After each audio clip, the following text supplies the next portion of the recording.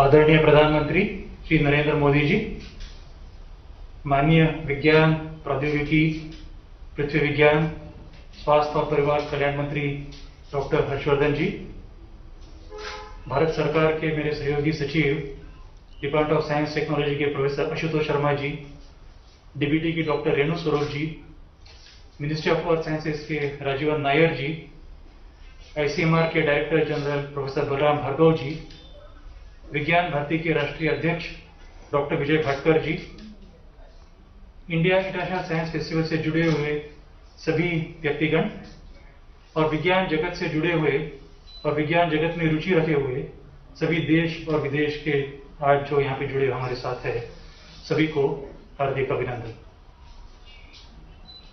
India international science festival की शुरुआत 2015 में हुई थी।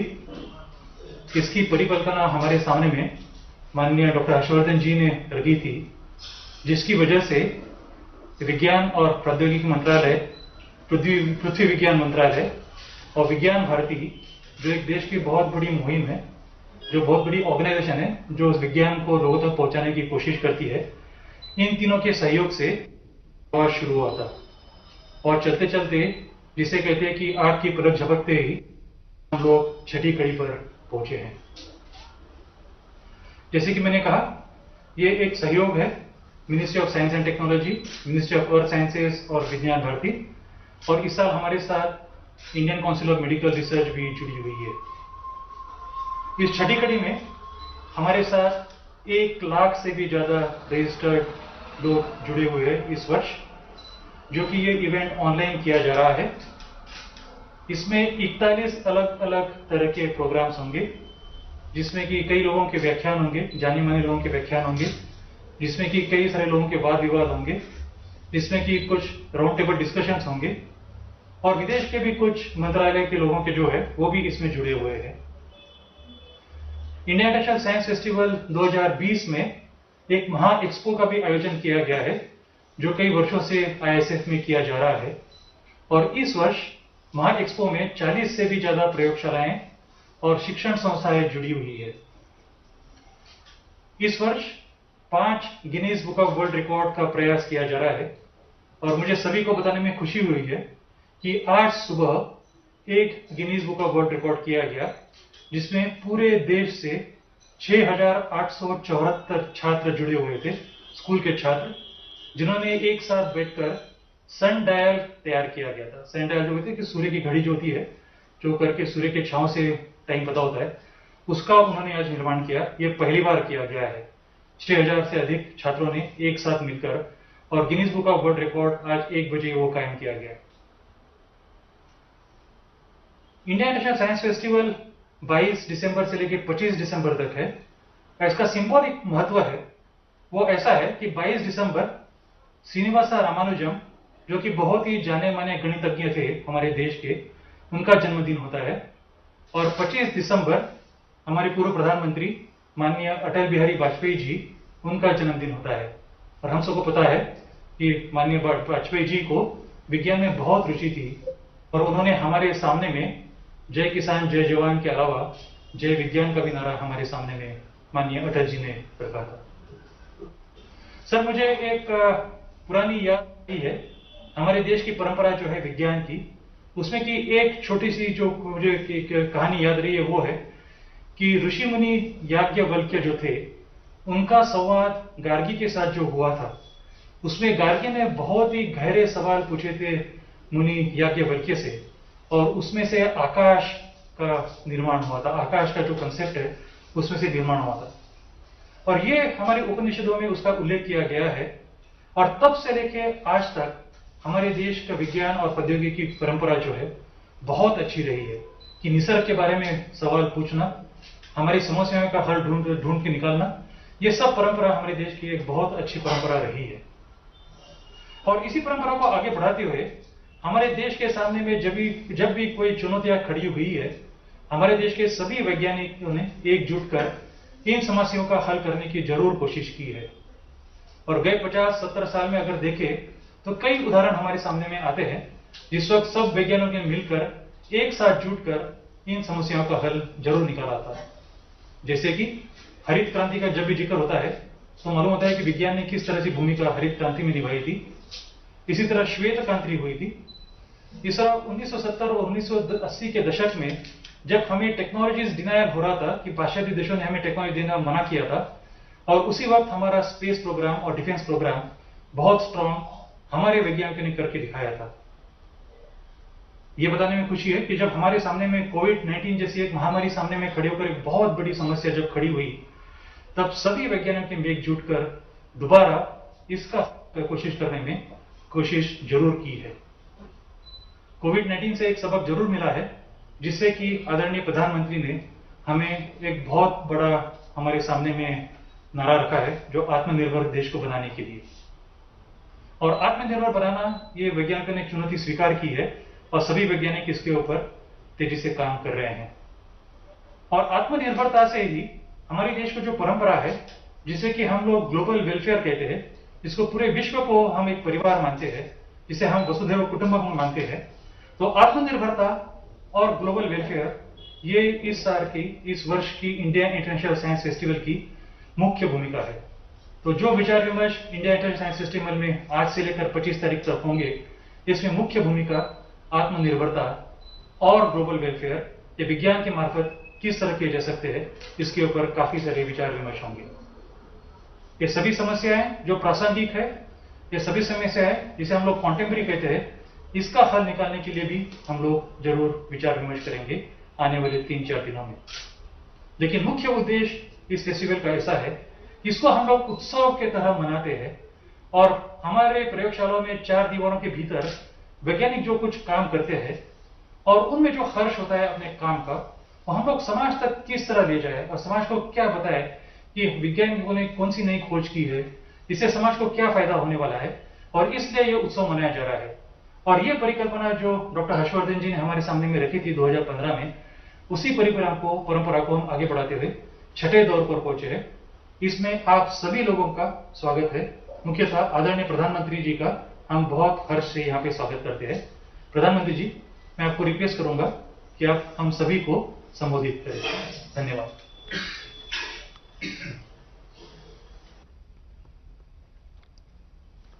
नमस्कार। कैबिनेट के मेरे सहयोगी डॉक्टर हर्षवर्धन जी, विभा के national president doctor Vijay Bhatkar जी, सम्माननीय वैज्ञानिक गण, देवी और सज्जनों,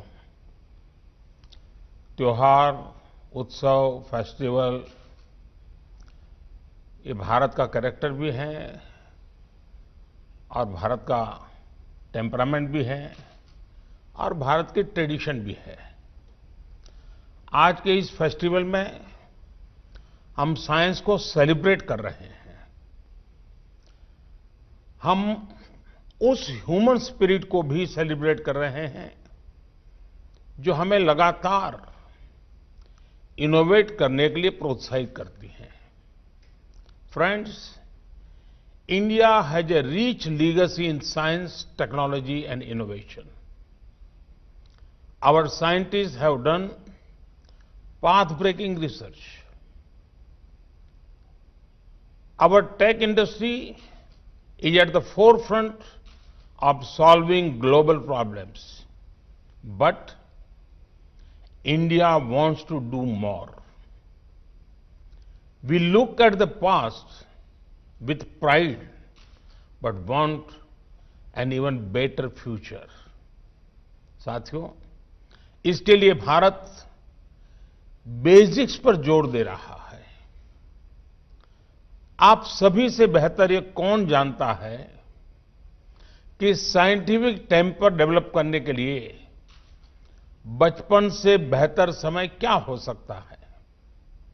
आज भारत के एजुकेशन सिस्टम में स्ट्रक्चरल रिफॉर्म्स किए जा रहे हैं ताकि किताबी ज्ञान से आगे निकलकर स्पिरिट ऑफ इंक्वायरी को बढ़ावा मिले।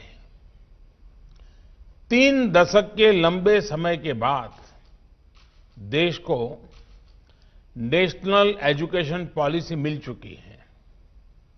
इस पॉलिसी के एजुकेशन सेक्टर को फोकस ही बदल गया है। पहले आउटलेज पर फोकस था, अब आउटकम्स पर है। पहले टेक्स्ट बुक की पढ़ाई पर फोकस था, अब रिसर्च और एप्लीकेशन पर है। नई नेशनल एजुकेशन पॉलिसी एक ऐसा माहौल देश में बनाने पर भी फोकस कर रही है जिससे टॉप क्वालिटी टीचर्स का एक पूल देश में तैयार हो सके। ये अप्रोच हमारे नए और उभरते साइंटिस्ट को भी मदद करेगी, एनकरेज करेगी। देवी और सज्जनों, एजुकेशन सेक्टर में जो ये बदलाव किए जा रहे हैं, इनको कॉम्प्लीमेंट करने के लिए अटल इनोवेशन मिशन भी शुरू किया गया है। ये मिशन इंक्वायरी को, एंटरप्राइज को, इनोवेशन को एक प्रकार से सेलिब्रेट करता है। इसके तहत देश भर के अनेक स्कूलों में अटल टिंकरिंग लैब्स तैयार किए जा रहे हैं, जो इनोवेशन के नए प्लेग्राउंड सिद्ध हो रहे हैं। इन लैब से हमारे स्कूलों में साइंस से जुड़ा इंफ्रास्ट्रक्चर बेहतर हो रहा है। हायर एजुकेशन में अटल इंक्यूबेशन सेंटर तैयार किए जा रहे हैं ताकि देश में R&D से जुड़ा इकोसिस्टम तैयार हो। इसी तरह ज्यादा और बेहतर इंजीनियरिंग कॉलेज, ज्यादा IITs बनाने पर भी बल दिया जा रहा है। साथियों, क्वालिटी रिसर्च के लिए सरकार prime ministers research fellowship scheme को भी चला रही है। इसका लक्ष्य है कि जो देश का बेस्ट टैलेंट है, उसे अपनी पसंद की रिसर्च करने में और सुविधा मिले।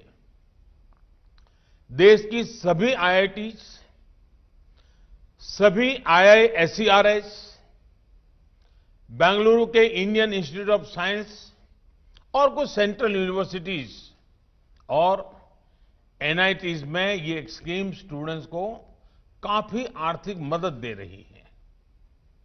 देश के अन्य रिकॉग्नाइज्ड इंस्टीट्यूट और यूनिवर्सिटी में पढ़ रहे छात्र छात्राओं को इसका लाभ मिल सके, इसके लिए 6-7 महीने पहले स्कीम में कुछ बदलाव भी किए गए हैं।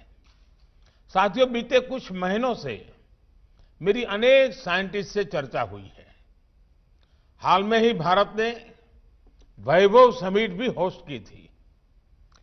महीने भर चली इस समिट में पूरी दुनिया से भारतीय मूल के वैज्ञानिकों और रिसर्चर्स को एक मंच पर इकट्ठा किया गया। इसमें करीब 23,000 साथियों ने हिस्सा लिया। 700 घंटों से भी ज्यादा की डिस्कशन हुई। मेरी भी अनेकों साइंटिस्ट से बातचीत हुई। इस बातचीत में ज्यादातर 2 चीजों पर बल दिया। ये 2 बातें हैं, ट्रस्ट और कोलैबोरेशन। देश आज इसी दिशा में काम कर रहा है। All our efforts are aimed at making India the most trustworthy center for scientific learning. At the same time, we want our scientific community to share and grow with the best of global talent. No wonder India has become very active in hosting and participating in hackathons. They are held in India and abroad. It gives both exposure and opportunity to our scientists. साथियों, science और technology तब तक अधूरी है जब तक इसका benefit और एक्सेस हर किसी के लिए संभव ना हो। बीते 6 साल में युवाओं को अवसरों से कनेक्ट करने के लिए देश में साइंस एंड टेक्नोलॉजी के उपयोग का विस्तार किया है। साइंस एंड टेक्नोलॉजी अब भारत में अभाव और प्रभाव की खाई को भरने का एक बड़ा ब्रिज बन रही है। इसकी मदद से पहली बार गरीब से गरीब को भी सरकार के साथ, सिस्टम के साथ सीधा जोड़ा है। डिजिटल टेक्नोलॉजी से सामान्य भारतीयों को ताकत भी दी है और सरकारी सहायता की सीधी तेज डिलीवरी का भरोसा भी दिया है। आज गांव में इंटरनेट यूजर्स की संख्या शहरों से ज्यादा है। गांव का गरीब किसान भी डिजिटल पेमेंट कर रहा है। आज भारत की एक बड़ी आबादी स्मार्टफोन आधारित ऐप से जुड़ चुकी है। आज भारत ग्लोबल हाईटेक पावर के इवोल्यूशन और रिवोल्यूशन दोनों का सेंटर बन रहा है। साथियों, भारत अब विश्व स्तरीय शिक्षा, स्वास्थ्य, कनेक्टिविटी, गरीब से गरीब तक, गांव-गांव तक पहुंचाने के लिए हाईटेक सॉल्यूशंस बनाने और अपनाने के लिए तत्पर है। भारत के पास हाईटेक हाईवेज के लिए डेटा, डेमोग्राफी, डिमांड और इन सबको संभालने के लिए संतुलन और संरक्षण देने के लिए डेमोक्रेसी भी है। इसलिए दुनिया आज भारत पर इतना भरोसा कर रही है। साथियों, हाल में डिजिटल इंडिया अभियान का और विस्तार करने के लिए पीएम वाणी स्कीम भी शुरुआत की गई है। इससे पूरे देश में पब्लिक स्पेस में सबके लिए क्वालिटी वाईफाई कनेक्टिविटी संभव हो जाएगी। इसका सीधा लाभ साइंस को भी होगा, क्योंकि देश के गांव का युवा भी दुनिया की बेस्ट साइंटिफिक नॉलेज को आसानी से हासिल कर पाएगा। साथियों, हमारे देश में water scarcity, pollution, soil quality, food security जैसी अनेक चुनौतियां हैं, जिनका आधुनिक हल साइंस के पास है। हमारे समंदर में जो वाटर, एनर्जी और फूड का खजाना है, उसे तेजी से एक्सप्लोर करने में भी साइंस की बड़ी भूमिका है। जिस तरह हमने स्पेस के सेक्टर में सफलता पाई, वैसे ही हमें डीप सी के क्षेत्र में भी सफलता पानी है। भारत इसके लिए डीप ओशन मिशन भी चला रहा है। साथियों, साइंस जो कुछ हम नया हासिल कर रहे हैं, इसका लाभ हमें कॉमर्स में, व्यापार कारोबार में भी होगा। अब जैसे स्पेस सेक्टर के रिफॉर्म्स किए गए हैं, इससे हमें अपने युवाओं को, देश के प्राइवेट सेक्टर को भी आसमानी नहीं, असीम अंतरिक्ष की बुलंदियां छूने के लिए एनकरेज कर रहे हैं। जो नई प्रोडक्शन लिंक इंसेंटिव स्कीम है, इसमें भी साइंस और टेक्नोलॉजी से जुड़े सेक्टर्स पर फोकस रखा गया है। ऐसे कदमों से साइंटिफिक कम्युनिटी को बल मिलेगा, साइंस और टेक्नोलॉजी से जुड़ा इकोसिस्टम बेहतर होगा। इससे इनोवेशन के लिए ज्यादा रिसोर्स जनरेट होंगे। इससे साइंस और इंडस्ट्री के बीच पार्टनरशिप का एक नया कल्चर तैयार होगा। चाहे हाइड्रोजन इकोनॉमी हो, ब्लू इकोनॉमी हो, या फिर आर्टिफिशियल इंटेलिजेंस का उपयोग हो, नए कोलैबोरेशन से नए रास्ते निकलेंगे। मुझे विश्वास है कि ये फेस्टिवल साइंस और इंडस्ट्री के बीच स्पिरिट ऑफ कोऑर्डिनेशन और कोलैबोरेशन को नया आयाम देगा। Currently the biggest challenge facing science may be a vaccine for COVID pandemic. However, this is a challenge for now. The biggest long-term challenge science faces is to attract high-quality youngsters and retain them. Often, the domain of technology and engineering seems more attractive to the youth than pure science. However, for any country to develop, it needs science to power it. Because, as they say, what is called science today becomes the technology of tomorrow and engineering solution later. So, the cycle must start with attracting good talent into our science domain. For this, the government has announced scholarship at various levels, but it needs a big outreach from within the science community as well. The excitement surrounding Chandrayaan mission was a great starting point. We saw lot of interest from youngsters. Our future scientists will come from there. All we need to do is inspire them.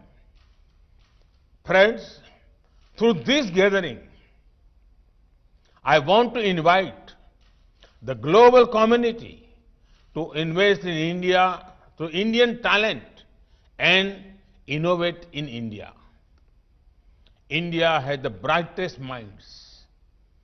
India celebrates a culture of openness and transparency. The government of India stands ready to address any challenge and improve the research environment here. साथियों, विज्ञान व्यक्ति के अंदर के सामर्थ्य को, व्यक्ति के भीतर जो भी बेस्ट है, उसे बाहर लाता है। यही स्पिरिट हमने कोविड वैक्सीन के लिए काम करने वाले हमारे वैज्ञानिकों में देखी है। हमारे वैज्ञानिकों ने कोरोना के विरुद्ध लड़ाई में हमें आगे रखा है, बेहतर स्थिति में रखा है। साथियों, 2000 वर्ष पूर्व महान तमिल संत और समाज सुधारक तिरुवल्लुवर जी ने जो सूत्र वाक्य, जो मंत्र दिए गए थे, वो आज भी उतने ही सटीक है, रिलेवेंट है। उन्होंने कहा था, in sandy soil when deep you dull you reach the springs below. The more you learn, the freer streams of wisdom flow. यानी रेतीली धरती में जितना गहरा आप खोदते जाएंगे, एक दिन पानी तक जरूर पहुंचेंगे। ठीक वैसे ही जैसे आप जितना ज्यादा सीखते जाएंगे, एक दिन ज्ञान के, बुद्धिमत्ता के प्रवाह तक जरूर पहुंचेंगे। मेरा आप सभी से आग्रह है, सीखने की इस प्रक्रिया को, लर्निंग के प्रोसेस को कभी मत रुकने दीजिए। जितना आप सीखेंगे, जितना आप अपनी स्किल्स को डेवलप करेंगे, उतना ही आपका भी विकास होगा और देश का भी। यही स्पिरिट आगे समृद्ध होती रहे। साइंस भारत के, पूरी दुनिया के विकास को ऊर्जा देती रहे। इसी कामना, इसी विश्वास के साथ आप सभी को बहुत बहुत शुभकामनाएं। Thank you very much.